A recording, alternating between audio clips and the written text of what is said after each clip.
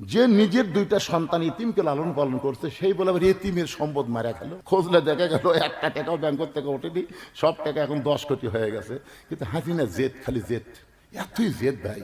এই জন্যে একজন ভারতত পলাছে, আর একজন আল্লাহ লিয়া লিছে, আগামী তার কোন মেয়াদ যেন আমাদের উপরে না আসে। এরা জেদ করে দেশক শেষ করে, ধরে কথা ঠিক করে। কি ভাবতেছেন?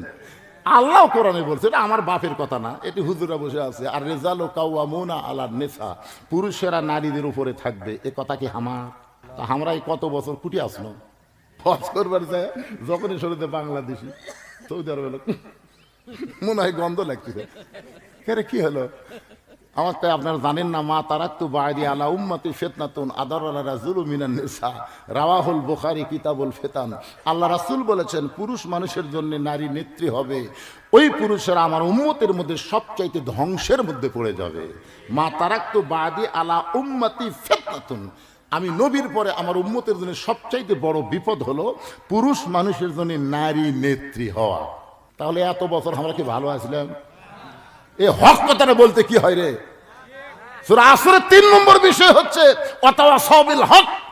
হক কথা বলাই লাগবে, বলবেন না? হক কথা বলবেন না? হক কথা বলা লাগবে, হক পথে চলা লাগবে। দরকার হলে হকের উপর মরণ হয় হবে, কিন্তু আমরা হকের পথ ছাড়বো